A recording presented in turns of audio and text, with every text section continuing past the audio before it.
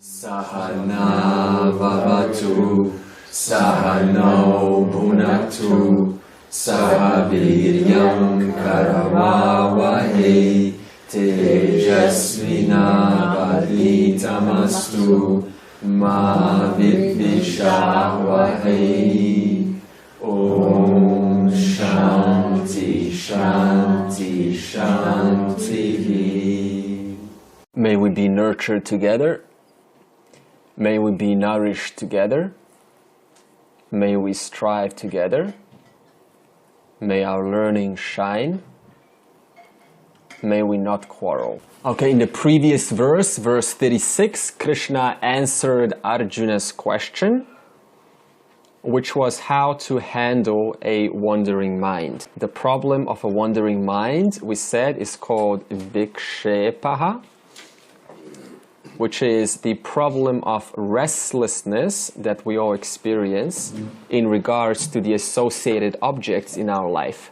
This means that whatever object is associated with your presence, with your life, then that object will likely disturb the mind when something goes wrong with that object or you have a certain relationship with that object. The solution given, viveka, and the second was vairagyam. What this means is, we said, develop an interest in the subject matter of, or the object of meditation.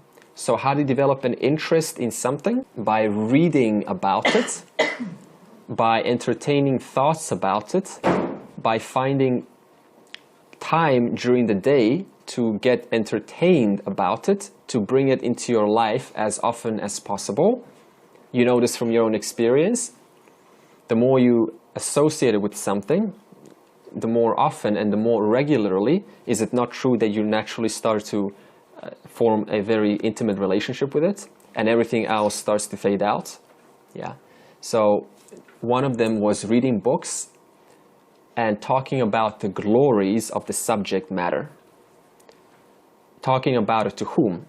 We do not talk about to those who are not asking, only to those who are on the same page.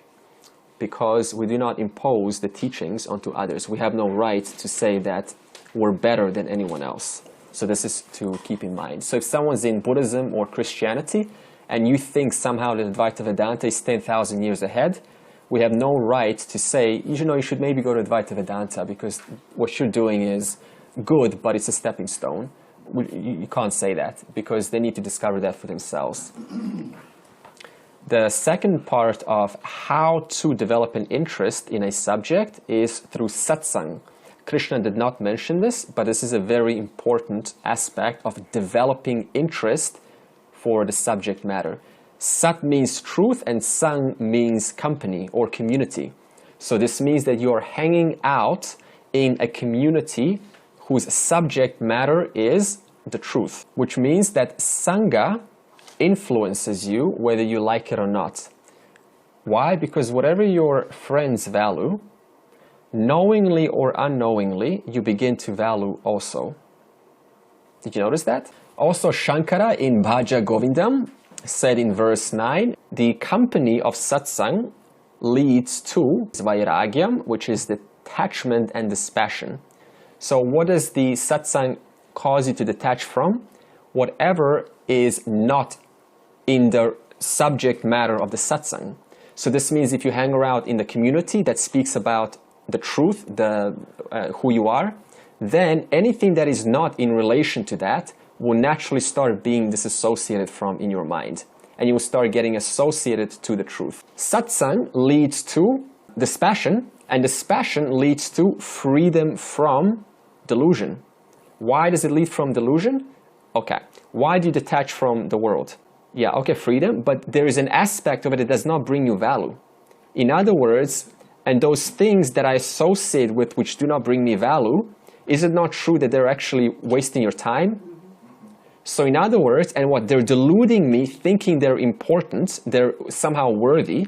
So in other words, satsang leads to dispassion. Dispassion leads to freedom from delusion. From what? From the unreal, from things that come and go. Nirmohatve nischalatatvam. This is the third line in this verse. In other words, freedom from delusion leads to what? Firmness. Firmness in what? How did this start? Satsang. And what is satsang talking about? The truth. So firmness in the truth. So freedom from delusion leads to firmness in the truth. Firmness in what? In the truth that happens to be the subject matter of the satsang, which is who you are, which is the whole, the total, sarvam brahmaha. And finally, nischala tattvam jivan muktihi. Firmness of knowledge leads to where? Into freedom from the world. What does it mean to say freedom from the world? Being okay with everything. Not having a need to disagree or agree with anyone because you are okay with the entire world. I'm not even going to say Jivan Muktihi, liberation, even though you know what it means. I'm just going to say from a standpoint of common sense, being okay with whatever shows up. Whether it is, even if someone says to you that Advaita Vedanta is wrong, it's incorrect, it is devil worship, or which you will hear, I've heard it all, believe me. It depends which religion you go to. I'm talking realistically. You will hear all sorts of words. Why? Because Advaita Vedanta is the only school of thought that says there is no difference between you, Ishvara, and the total. This is blasphemy in a certain religion, which I'm not going to mention. Because they say, how dare you say you're the same as God? Okay? So you will hear certain things. And what does it mean to be free? It means you genuinely are not emotionally disturbed, even if it comes from the mouth of those who you care about most, which is your family. Never mind if a stranger says that to you, but it's when your brother, sister, mom, or dad says that to you, that what you're doing, there's something, you know, you need to throw it away. You're wasting your time. If you can be detached from that and generally just look at it as though you would be looking at it as some stranger said that to you, you're on the right track. So, in other words, true firm knowledge leads to what? Freedom from being emotionally disturbed about those that matter to you the most.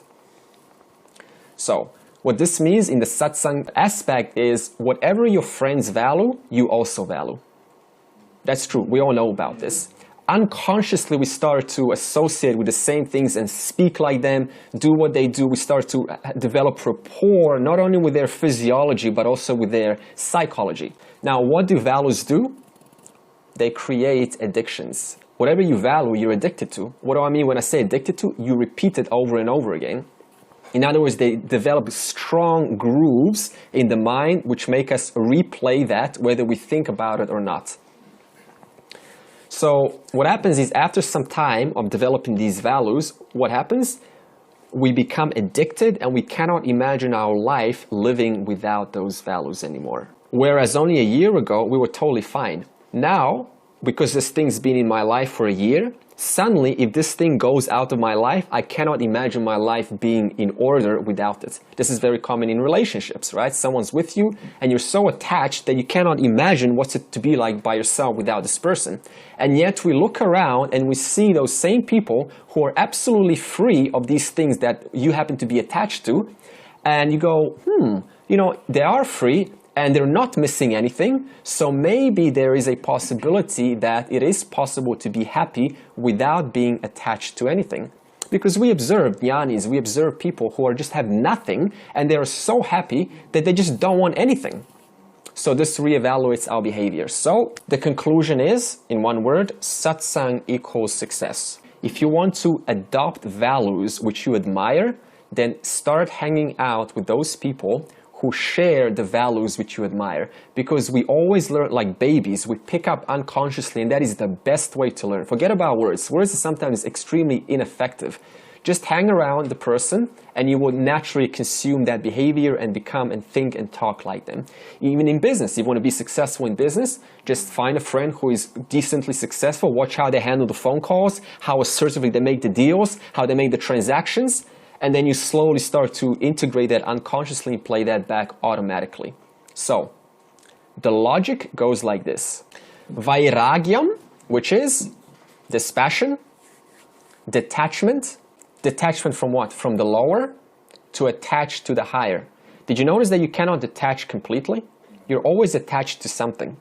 So when I say vairagyam, I'm not just saying detachment. It doesn't stop there. There is a silent word or the silent sentence, and it says detachment from priorities which no longer matter to me, values which no longer matter to me, only so that I can attach to values that matter to me. In other words, this passion is detaching from the lower in order to attach to the higher. So the logic goes like this. Vairagyam and viveka. What is viveka? Identifying the real from the unreal. Discerning what is unchanging and what is transient. Active prioritizing, proactive identification of what is my highest priority right now and what needs to be reduced, because we can only do one thing at a time. And you're keeping track of what I need to stick with and what I need to let go. Otherwise, we get too cluttered with too many things in life. So you need to constantly have this vairagyam and viveka, active prioritization. If you don't have these two, meditation cannot be successful. Without meditation, you cannot assimilate this knowledge, nididhyasanam. Without assimilating the knowledge, you cannot get the full benefit of a jivan muktihi. So you see, it goes back to what? Vairagyam and viveka. Therefore, one of the most important qualifications in the entire Shastra, if there's one single word, it would be vairagyam. Because if you have this passion, automatically viveka is going to come automatically. So that was a summary from last week, verse 36, and now let's do verse 37 together. Arjuna uvacha ayatik shraddhayopetaha yoga chalita manasaha aprapya yoga samsiddhim kam gatim Krishna gacchati. Dhyana pratibandhaha, which is obstacles of meditation, have been talked about last week. So by now, chapter 6 should be over. We can all now go home. Be happy. Sorry for the new people. But it doesn't stop there, because Arjuna is now going to bring up an objection. And I want you to share this objection with Arjuna because it's extremely valid and it's going to come up whether you like it or not. And what is Arjuna's objection? What is his pessimism? What does objection mean? He, in verse 37 to 39, will be extremely pessimistic. He's going to say to Krishna, I do not think that I can manage my mind's thoughts. I'm not good enough for this. The solution may work for other people, but it may not work for me. I don't think I am competent enough to get this. Others may get this, but I can't get this. I have more responsibilities. I've got too many things in life.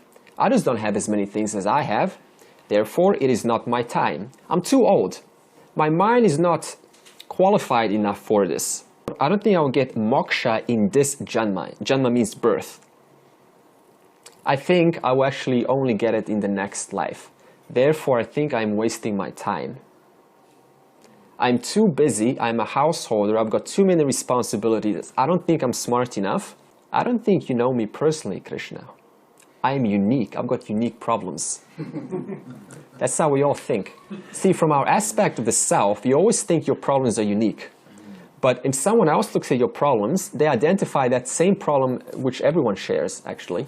I mean, of course, Krishna is not going to say, they're not unique, they're not special. They're the same problems I've seen before endlessly.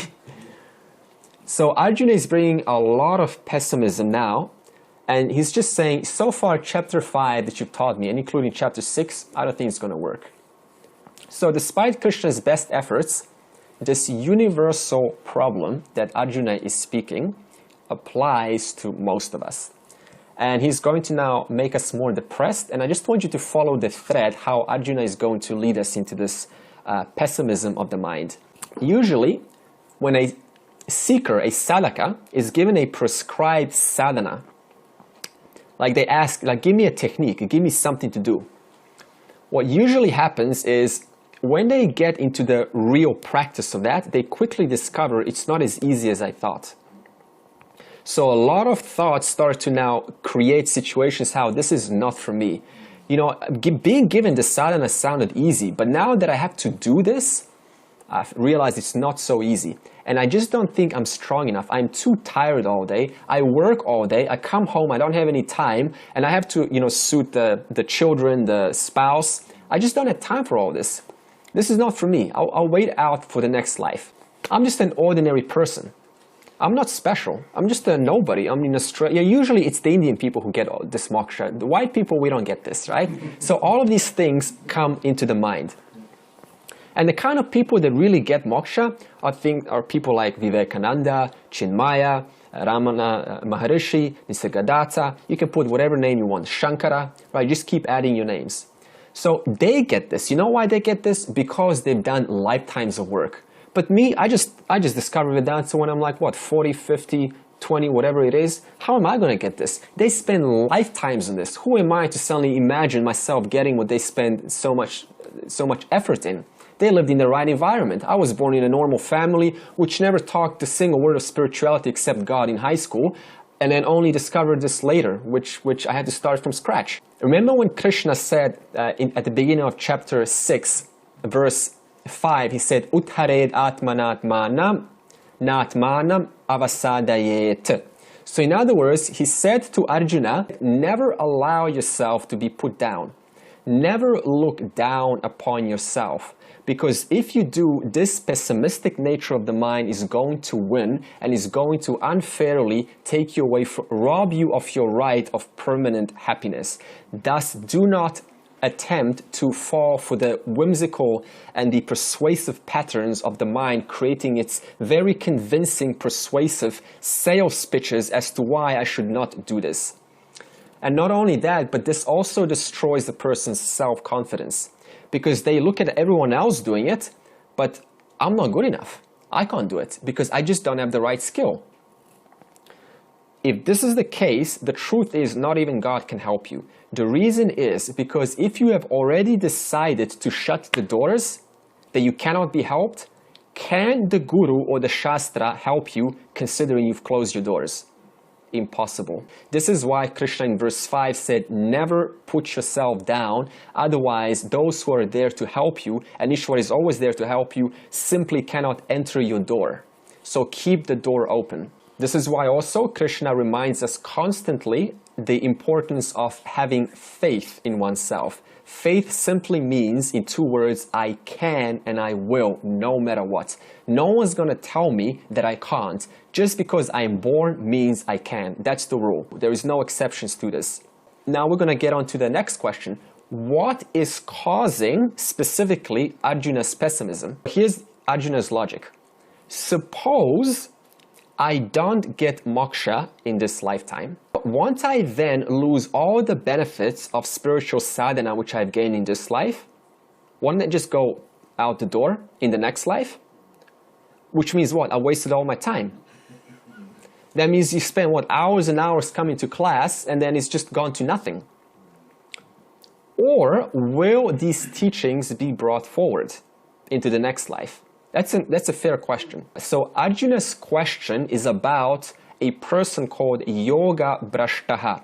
What does this mean? A person who put noble, sincere efforts in the previous life and because of certain obstacles, which we will talk about, could not go all the way and therefore shift the eye completely from the body-mind to Atman. So this means a Yoga Brashtaha is a spiritually valuing person who could not go all the way in previous lifetime, and because of that they are reborn. You understand what Yoga Brashtaha means? A spiritual failure. In other words, a person who is sincere but they failed. So they're not stupid, they're smart, but they still did not go all the way. First thing you need to understand is just the fact that you're trying says a lot about you. Because if you don't try, you don't even pose this question. Right? So if I don't even try to discover happiness, then I'm not even going to worry. So Arjuna's worry is only coming because why?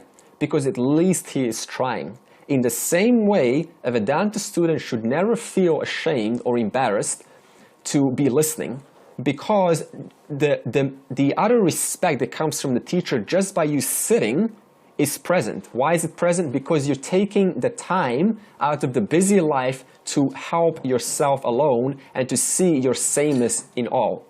You understand? So be glad that you're listening, and remember the teacher never looks down upon the student because, you know, you could be doing anything else. So therefore, there's a lot of respect coming from the teacher at any moment. So what is Yoga Chalita Manasaha? An aspiring person who didn't succeed in spiritual sadhana. And not only that, but this person has grown out of mainstream religion, means what? Common upasana, common rituals, common prayers, common dualistic bhakti, common puja, common devotion to form Ishta Devata. And not only that, but a Yoga Brashtaha, which is described in Yoga Chalita Manasaha, is also one who has pursued Jnana Yoga. So he's quite an advanced person we're talking about. So that's how Arjuna describes him. Now, why didn't he succeed? Why didn't this Yoga Brashtaha succeed? Okay, where's the proof that we didn't succeed? How do you prove that? Because he's born again. Exactly. Just by being born in a body, we have proved that we are Yoga Brashtaha. In other words, we have done our best, and yet due to some obstacles, we are now born again to get another chance. Now, why didn't he succeed? Ayatihi. Ayatihi means because of insufficient effort. Insufficient, incomplete effort means what?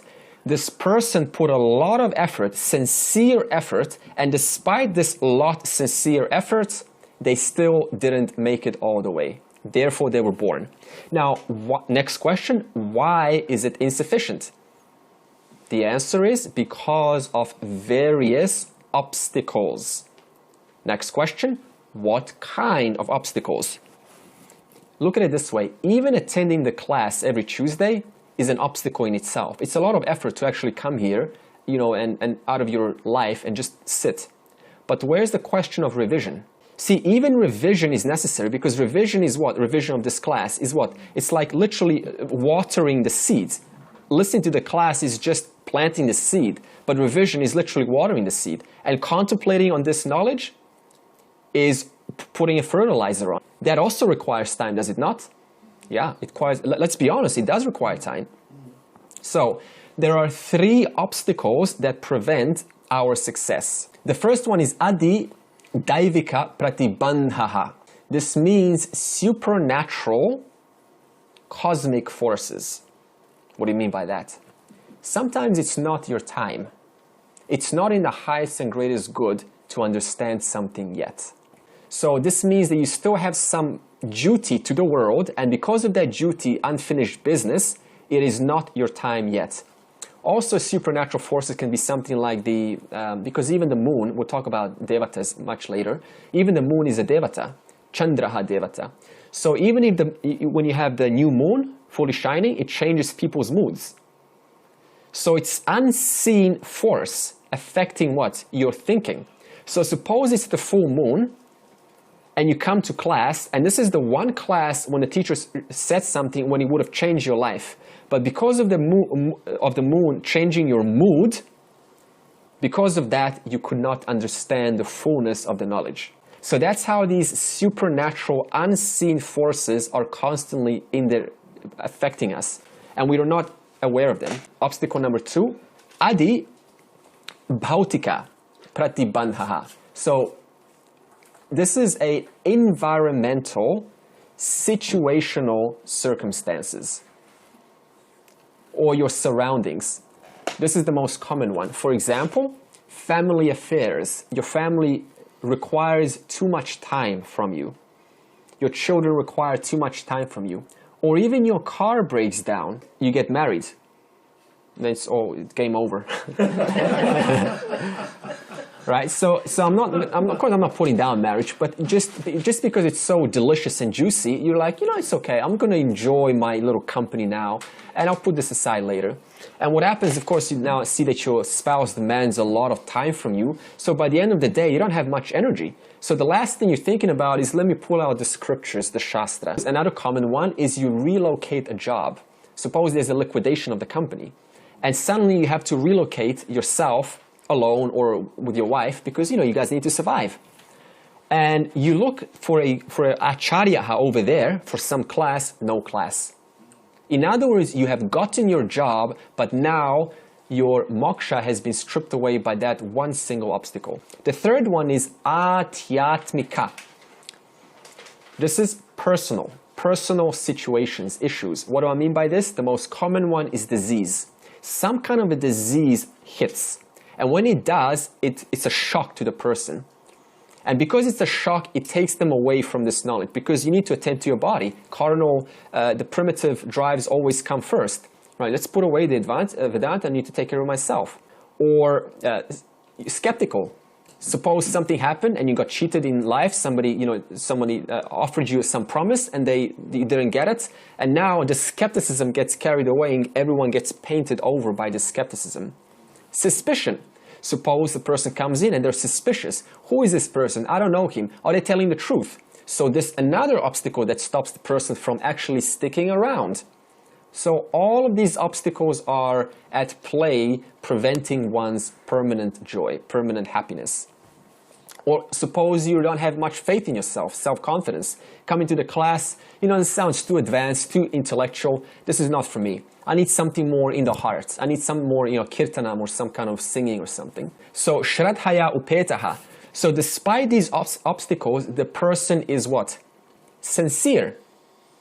You've got all of the energy in the world. You are genuinely sincere about your efforts. You have no excuses. You're not that kind of person.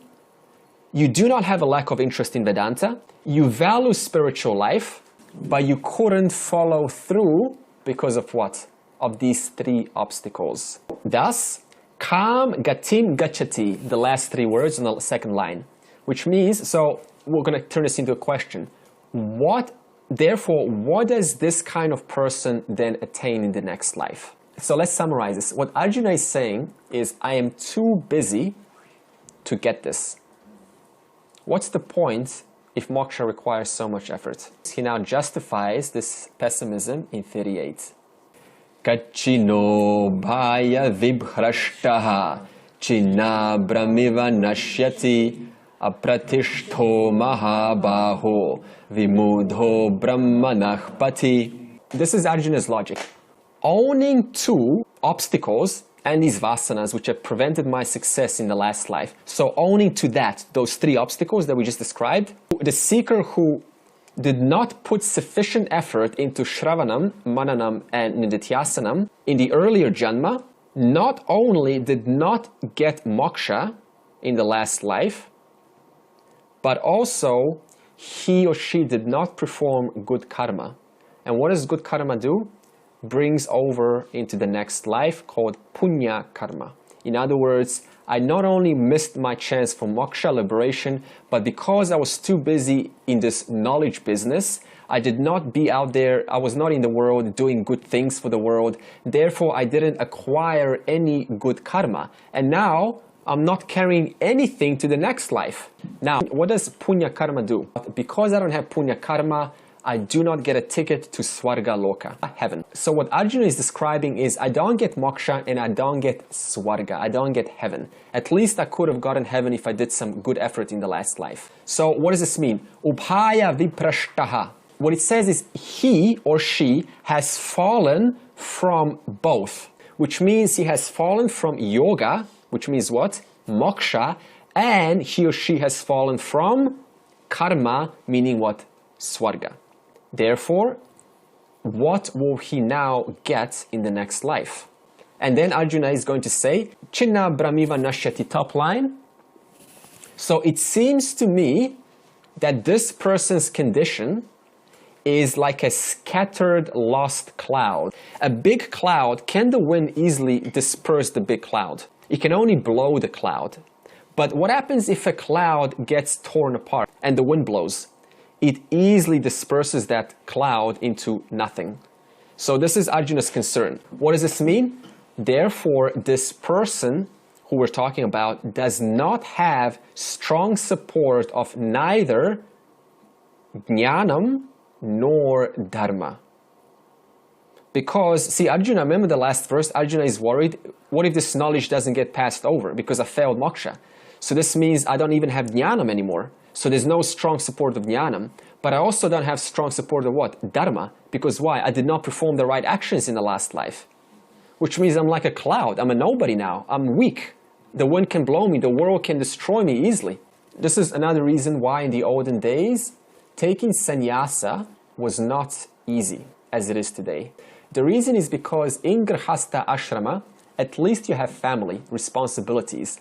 You go to festivals, you're being held accountable by your spouse and your children and your friends. That's the advantage of Grihastha ashrama. So in that case, if you're a householder, the mind does not have chance to wander away. Now imagine this kind of person. Okay, what does being in the householder stage imply? I don't have a lot of time for what? Shastra. Because what? Your time is taken by your spouse and your family and your festivals and your invitations.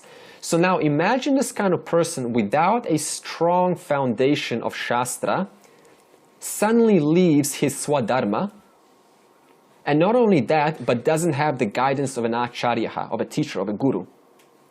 What's going to happen? What always happens? The mind is going to drop. It's going to start entertaining lower desires. It's going to start entertaining immoral desires, immoral things, if not physically, mentally. Why? Because the strong foundation was not introduced into sannyasa stage. It should have came from the householder, but it was absent in the householder stage. This is why Grihastha ashram is actually quite good, because you're being held accountable by your wife or your children. You can't mess around. You put a teenager, today's teenager, in a house, and you go away for a holiday. What usually, I mean, not sometimes happens. You know, you see these like big parties. You know, they like bring all their friends over. They smoke all the weed they can find. You know, they get alcohol. Why is this? Because nobody's holding them accountable. What is Arjuna's sphere? I'm going to summarize. Vimudho brahmanah pati. The last three words on the last line. If I fail to convert path of Brahman, Brahmanah, Jnana Yoga, that means into moksha, into liberation, haven't I been deluding myself all that time in the past life, thinking how I'm, sitting down and listening and I'm really getting somewhere and this is all working, I'm getting the joy walking out of class and I'm feeling like, I've attained something, I've achieved something, I've learned something. Haven't I been deluding myself? Haven't I wasted my time? Verse 39, Etan me samshayam Krishna chetum arhasya sheshataha twadanyah samshayasyasya chetana hyupapadyate etat samshayam chetum arhasi. That's the first line. Arjuna is saying here, Krishna, my fear is real. I am not joking. I am really experiencing this fear despite everything you have told me so far. You should destroy this doubt of mine. Instead of coming to class and listening to this, I could rather be out there and doing good. At least that way, I'm not going to get moksha, that's fine, but at least I will get punyam. At least, therefore, I will get a good life in the next life or swarga, heaven. You should destroy, thus, this fear completely, asheshataha, without any vagueness. Because my attendance to your class depends on how well you answer my doubt. Why is Arjuna only asking Krishna? Okay, who is Krishna? Ishvara in the form of a person, an ordinary person, whose name is Krishna. So Arjuna is asking Ishvara. Why is this? Because this is a question of afterlife. And a human being cannot know what's going to happen in the next life. We do not have the capacity. In fact, we're isolated to this birth only. We don't even remember what happened in the previous life, let alone what's going to happen in the next. We don't even know what's going to happen tomorrow, let alone 5 years from now. In other words, Bhagavan means the giver, Ishvara, is the only karma paladata of this entire universe, which means what? The giver of the fruits of actions. So Ishvara is the only one who gives the fruits of actions and knows what is to be given. We do not know. For example, did you ever do something good for someone and you didn't get what you were expecting? They actually were maybe impolite or rude. It's like, where's this coming from, right? My intentions were honest, they were kind, but totally different, opposite result. So you were not expecting that. Exactly, you didn't know. Only Ishwaran is the karma paladata, the giver of the fruits of actions. Finally, Krishna is now about to give an optimistic answer in verse 40. Shri Bhagavan Uvacha Partha Naiveha Namutra Vinashastasya Vidyate Nahi Kalyana Krit Kashchida Durgatim Tata Gachati. If Krishna was an Australian, at this point, the first words that will come out of his mouth will be, "No worries, mate." In other words, I said this last week, the first job is to console your friend. It's okay, don't worry. I've got this. I'm going to answer your doubt and don't worry. I've seen this before endlessly. I've heard your question endlessly, so I'm going to answer it for you. Now, after he said, "No worries, mate," he's going to now apply a certain logic, and it's going to go like this. Suppose the person comes to Jnana Yoga, to the highest knowledge, and engages in serious study. That means you're sincere, and attempts Shravanam, Mananam, and Nididhyasanam, and is moving away from mainstream religion. You've also studied the Gita and the Upanishads. So, this is the kind of person that you are so far. So what the Shastra is saying, Shravanam has two benefits. The first one is Mukhya Palam, primary benefit. And the secondary benefit, the byproduct, Avantara Palam. So what does this mean? What comes to your mind when I say a coconut tree? Instantly, you know what the benefit is. Or even if you think of coconut fruit itself, what benefit comes up? Whatever the primary benefit you were expecting. If it's to drink, that's your primary benefit. If it's to take the coconut, that's your primary benefit. But even if you drink the water or you take the coconut, there are so many other benefits from that final byproduct. You can make like a hat from the coconut. You can make, like bra. Suppose you're on an island or something. You can make, a nice rugby package for the men. You can make it for the water, a water collector for the rain. You can play ball with the coconut. You can make a little boat out of the coconut, and yeah, you can, and then string it together and then swim in it. You can play a ball with your brother or sister or your child. You can draw a face and feel like you're talking to someone. Like some deity that you can worship. So if you think about a coconut, it has endless benefits. So all of these endless benefits are coming out of what? Out of the primary benefit and the secondary benefit you were not even intending. You just got there to take the primary benefit. So this means not only did you get your primary benefit, but there is a secondary benefit also. Another example, suppose you plant a mango tree in your house. Primary benefit is what? Mango fruit. But what's the secondary benefit? Suppose it's a very hot place and the sun is shining in your bedroom and you need to turn on the aircon constantly and you get extra $200 a month for your electricity bills. You get shade, which means it protects the sun. But that wasn't your intention, was it? Your intention was to get the fruit. And so what? Sooner or later you discover there is indeed something that I haven't thought about. The secondary byproduct benefit extracted from my primary intention. In the same way, Shravanam, Vedanta, primary benefit would be what? Moksha. Secondary benefit would be what? Punya. In other words, you cannot fail whichever way you look at it from. If you have qualifications, vairagyam and viveka, you're discerning, you're constantly seeing what is real and unreal and putting things aside which are just passing. The secondary benefit automatically takes over punya, karma, which is what? Swarga. In other words, listening to this knowledge, the Shastra Shravanam, there is no downfall in this life or the next. That's Krishna's response. Now, pose a question, what is the reason for no downfall? Why is there no downfall? The answer is Kalyana Kaschid. What does this mean? because you are doing a noble action. Are you coming here to hurt someone? Considering that you're doing a noble action, which is called a mangala karta, auspicious action. You're coming for what? You're doing an auspicious action to yourself. Listening to the Gita equals auspicious action. Also in chapter 4, we used another word for mangala karta, jnanam yajna. Worshipping knowledge. What kind of knowledge? Self-knowledge. Jnanam is self-knowledge. If you're worshipping the self, who are you worshipping? Ishvara. You're worshipping the total.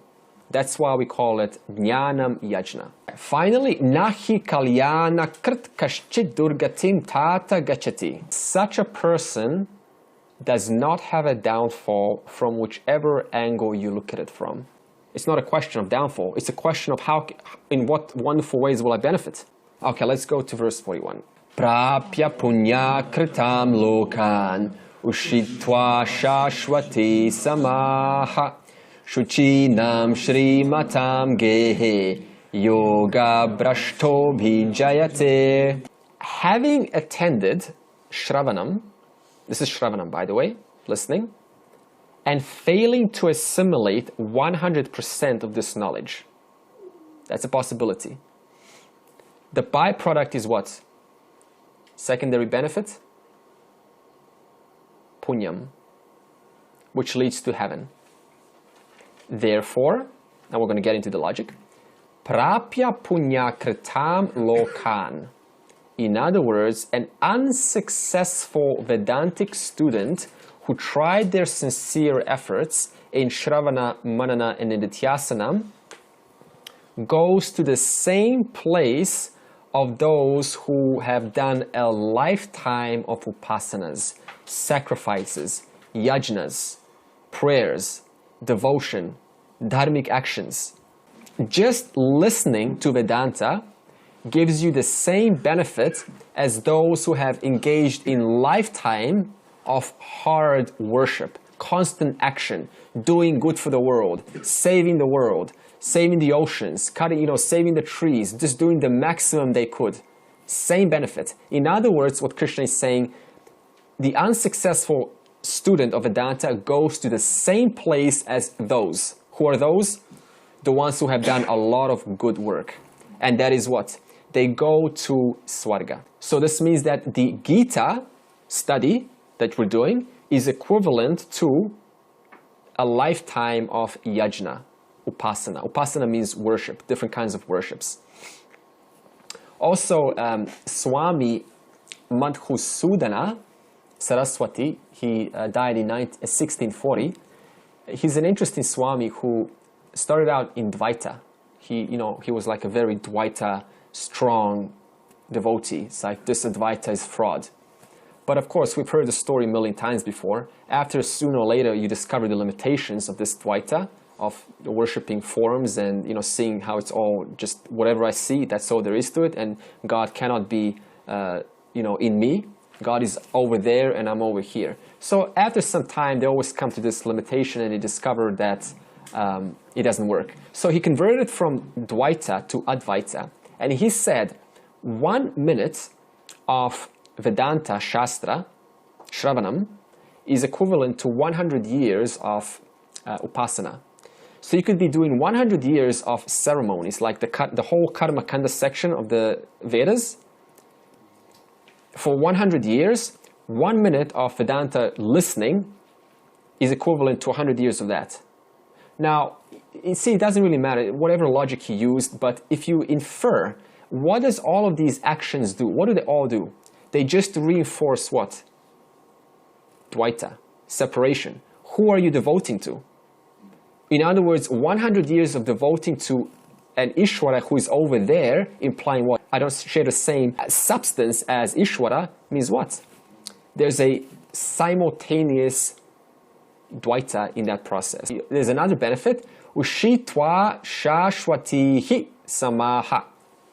It's not really a benefit at all from a Vedanta standpoint. All it's saying is, not only does the person go to Loka, to heaven, as a result of listening to the scriptures, but also they get to stay there for a long, long time and enjoy all the pleasures that Swarga has to provide. Actually, I'll just say it right now. Swarga is useless.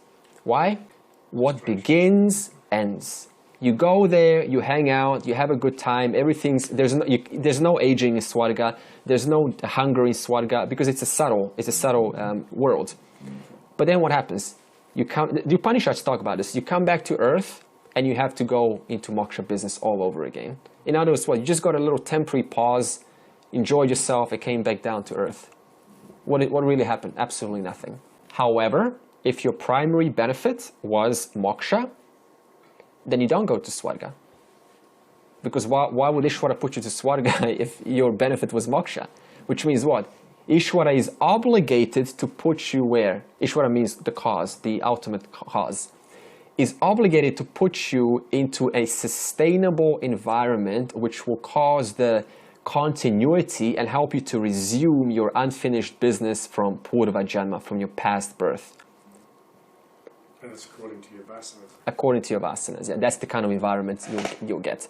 Now, so therefore, yoga brashtaha bhijayate. Let's summarize this. The moksha aspirant, the aspiring student of liberation who sees the value, who failed in previous birth, will be reborn. Reborn where? There are two possibilities. The second possibility will be in the next verse, and I'm going to do the first possibility in this one. Shuchi nam shrimatam gehe. So this person will be born in a family who has two attributes. One, who is prosperous, does it say there? And cultured. Shuchina means cultured, religious, noble actions, noble thinking. Dharma is very important in the family. So Shuchina means Dharma, very strong, and they respect and honor the value of Ishvara. Now, the next word, Shrimatam Gehe, means what? Prosperous, which means rich, wealthy. Why is this person born in such a family with these two attributes? There's a reason. Well, first of all, because the family provides you the scope for growing. Now, suppose, for example, can you study the Shastra if you're born in a very poor family who is just barely surviving? No, the reason is because your dad or your mom is going to get the son or daughter to what? To help them out. You need to contribute. In other words, if I'm basically involved in the basic primal needs of the family surviving, then I'm not going to get the chance of thinking about the higher teachings. Try telling a dear homeless person, they have their reasons for being homeless, of course, about moksha. What's going to happen is most likely they will curse me. It's not that I should get offended. I should understand why. Because they're not interested in this. For them, moksha is $20. For whatever they're seeking, that's moksha for them. So in other words, being in a non-prosperous family, there's no chance, or very, very small. But also, just now imagine you're born in a very prosperous family without culture. What's the problem with that? A very rich family without dharma, without religion, without God. I think you know the problem, right? What's going to happen is you're going to then take this money that you inherited most likely, or that comes to you easily because your dad or mom has taught you probably how to be in business, and what's going to get spent in anything other than entails or symbolizes dharma. In other words, nightclubs, self-entertainment, gambling, parties, and so on. Traveling the world for your own self-gratification and so on. In other words, it's counterintuitive. It is better to be born in a poor family who has dharma than in a rich family who has no dharma. Because a rich family can take me even farther away. Because once you're getting your sense gratification with all that money, it's very hard to get out of that world of Hollywood, world of Bollywood, world of red carpet and celebrities and TVs and so on. Now, so you can see why the two specifically are required. So suppose now you're born in a prosperous family and a family which has dharma. How are you going to spend your money then? What's going to happen is you're going to take that prosperity and you're going to use it for what? A good dharmic cause. What does that lead to? Punya karma. What does punya karma lead to? A purified mind. What does a purified mind lead to? Qualifications. What do qualifications lead to? A mind that's able to assimilate self-knowledge. What does that lead to? Moksha. So you can see the order. Prosperous plus dharmic. There is a second possibility of birth, and this is even rarer. This is covered in verse 42. Athava yoginam eva kule bhavati dhimatam etadhi durlabhataram loke janmayadi drisham. Being born in a family of a jnani. So the second possibility of a yoga, remember the word yoga brashtaha means what? Unsuccessful, spiritual, aspiring person who did not succeed owing to the obstacles that we mentioned. That person, a yoga brashtaha, is a yogi nam kule bhavati. Bhavati means he is. In other words, he is born in a family of jnanis, who may not be prosperous, by the way, because jnanis are not prosperous. They don't care about money. It's just, they just live on a minimum, simple life. But they're not extremely poor. They just live whatever is required, but never more than is required. That's how nature lives. The animals don't take more than they need. They only take what they need. Imagine being born in a family who never taught you how to accumulate, how to have possessions. Is there any chance that you're going to have possessions, in having seen or being grown in a family without possessions?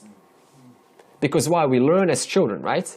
In other words, you are born in a very sustainable environment for a sannyasi. You're already a sannyasi.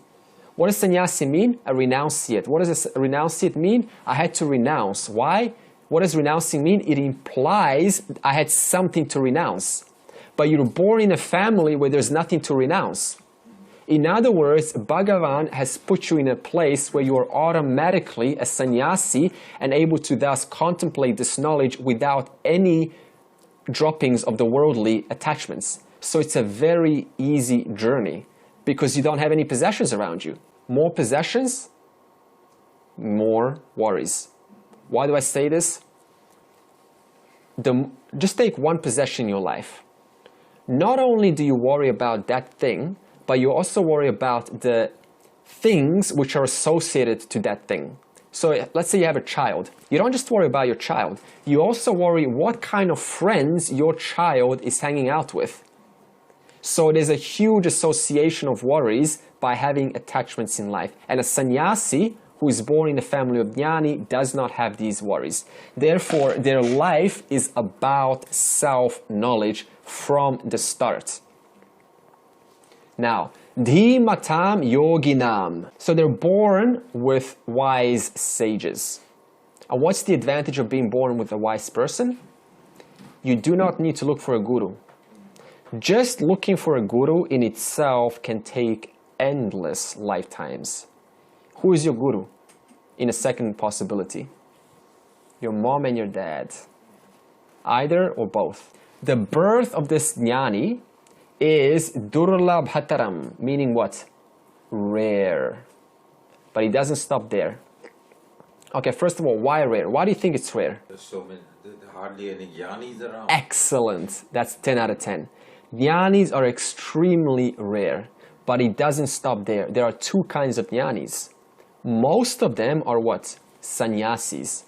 Living a simple life, not interested in marriage, not interested in children, not interested in friends, in society. Why? Because they are happy with themselves.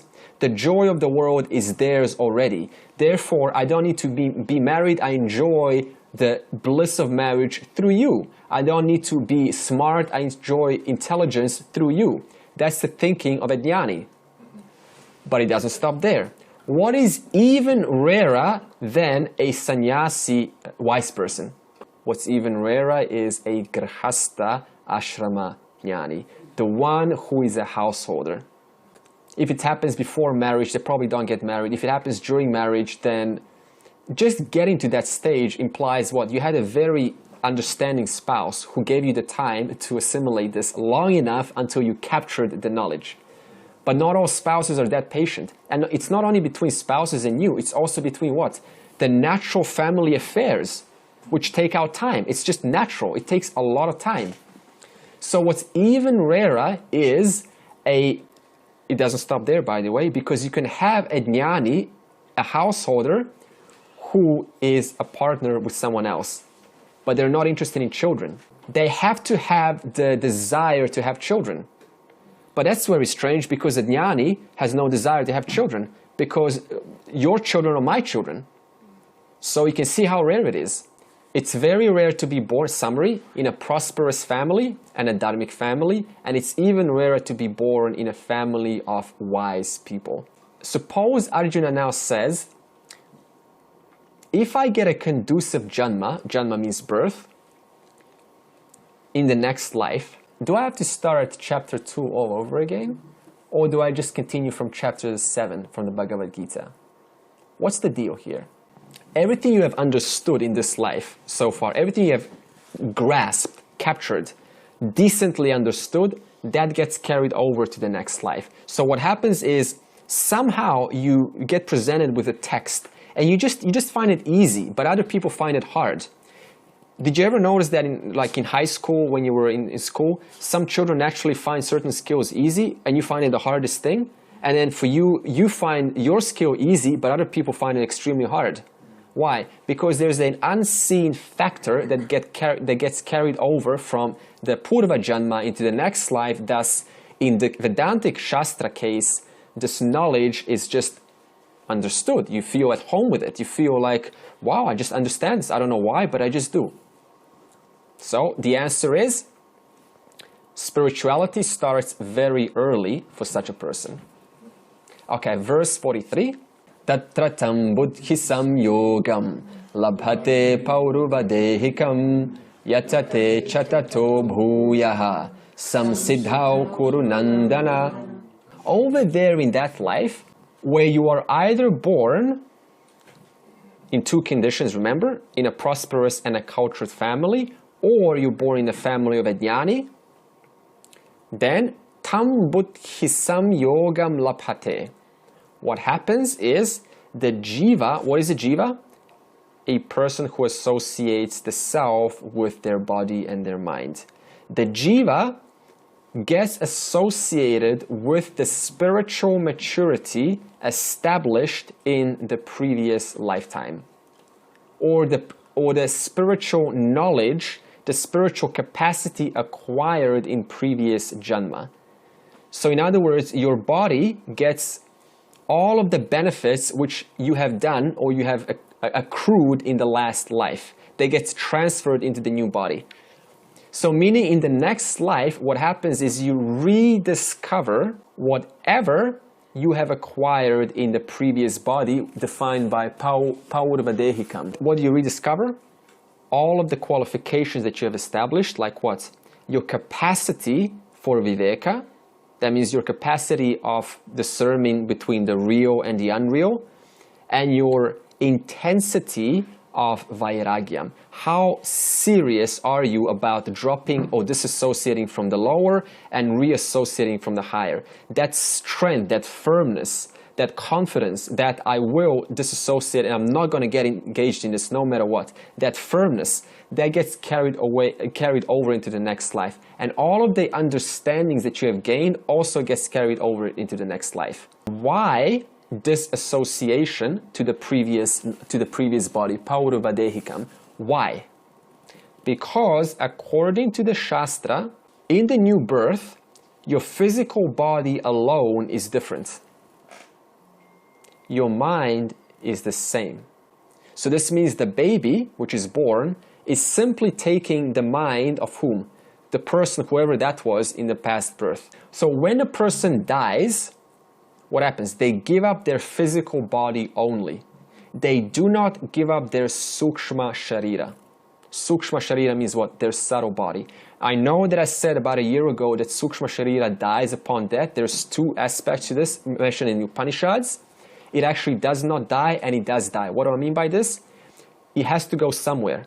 In other words, where does it go? It recedes into the karana sharira, the causal body, and then upon the new breath, life, it then comes back and expresses what? All of your conditions, all of your samskaras, all your vasanas operate through that same sukshma sharira, that same subtle body. In other words, your mind does not die. Now, what does the mind carry over? All of your punya, all of your papa. What does this mean? All of the good merits you have acquired in the last life, and all of the sins, all of the demerits that we have accrued in our last life. So if you suppose that you've done some real damage to someone and you didn't forgive them and they were damaged for lifetimes, this is going to come back. There is no escape out of this. And even those who commit suicide, there's no getting out of this place. You have to do the proper journey. You can't just end your life. And even if a person does end their life, they simply are born in the same circumstances, with the same parents, in the same conditions, until they themselves get themselves out of that condition. Punya, papa, viveka, and vairagyam all get carried over to the next body, and you could say it travels to the next physical body. And why does this not express when the baby is born? Because the baby is still not matured. The intellect is still not matured. This is why when a baby is born, you see nothing but innocence. But what you're really not seeing is the invisible vasanas, samskaras, that are going to fructify usually between the 12 and 20 plus. This is why we also see in a society, if you have a son or a daughter, you usually see their interest starting to develop around 12, 13, 14, like, wow, it's like, I didn't know this was the case. So this is all being now fructified because the mind is starting to bloom due to the aging factor. This also means a mother only gives birth to what? The physical body. A mother never gives birth to the mind, because the mind, I know she gives birth to the brain, but remember, the brain is not the subtle body. The brain is just a mechanism to help the subtle body operate. For example, you give birth to 4 children. And then what? They all have different inclinations. Like, where does this come from, right? Now, the parents never watch TV. They never do any religious study. And yet, child 1 suddenly takes interest in Shastra. Even in the Buddhist community, they just pick up and they start chanting at 4. It's very common, even at 4. And then child 2, boxing. It's like, where's the correlation here? So these vasanas start getting expressed the more they get older. And that's why these variations are present. If you go to any Vedanta class, the age factor varies dramatically. Because why? The mind blooms at different stages of life. So this is why also you can have an 80-year-old person in a body who's 80 years old and they're still watching TV. Why? Because their mind still hasn't bloomed, or it's still blooming, right? Maybe you got to wait 1 more year and it's going to bloom and suddenly take interest in some worship, and then it's going to die. So it's going to get 1 year at least of worship, right? So what's the conclusion? The age of your body makes absolutely no difference. Your physical body makes 0 difference about what you know or you don't know, because the body does not reveal the mind, the subtle mind. In other words, you can be, for example, 90 and still be thinking like a 16-year-old, right? Entertaining thoughts of young flesh. Similarly, a person can be 16 and be very wise. The Shastra speaks of 3 types of ages. Every person has 3 types of ages. The first one is Vayaha Vridhaha. What does this mean? Possessing a wealth of age. So every person in the world has these 3. What does age mean? Experience. Did you ever meet someone who's just generally experienced at everything? They're just generally good. Not in particular in anything, but they're just generally like at home. They're like a earthly person.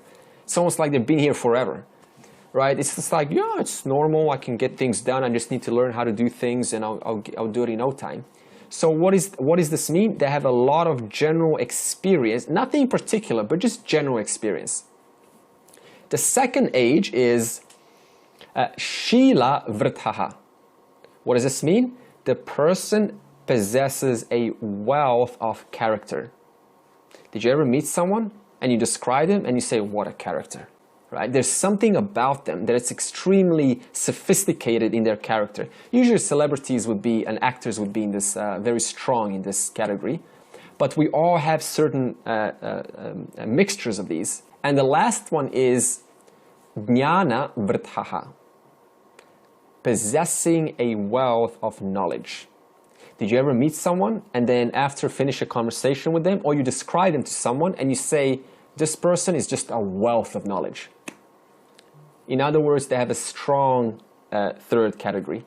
So, and you can even, and I said this order for a reason, because it actually goes from what?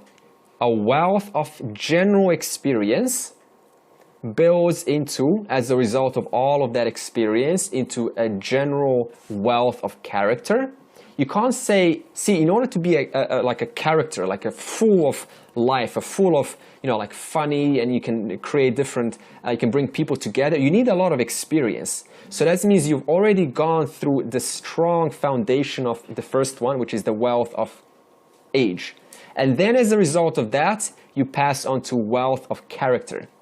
And as a result of character, you realize that all of these characters are ultimately limiting, and then the person starts to naturally search for what? Knowledge.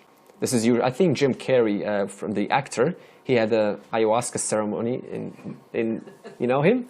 And he totally turned off from the screen because he saw a different dimension. So he was a very strong person in character.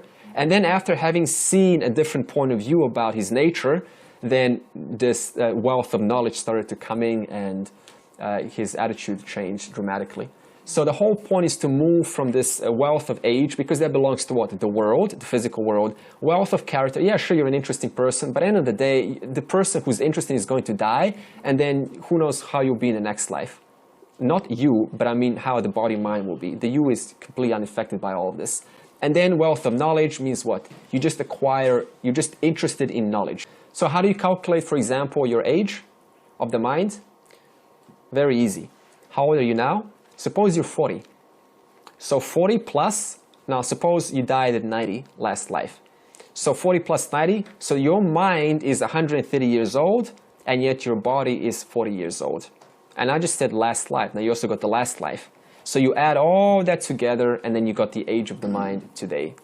Sarve bhavantu sukhinaha, sarve santu niramaya, sarve bhadrani pashyantu, ma kaschid dukkha bhag bhavet. Om Shanti Shanti Shanti.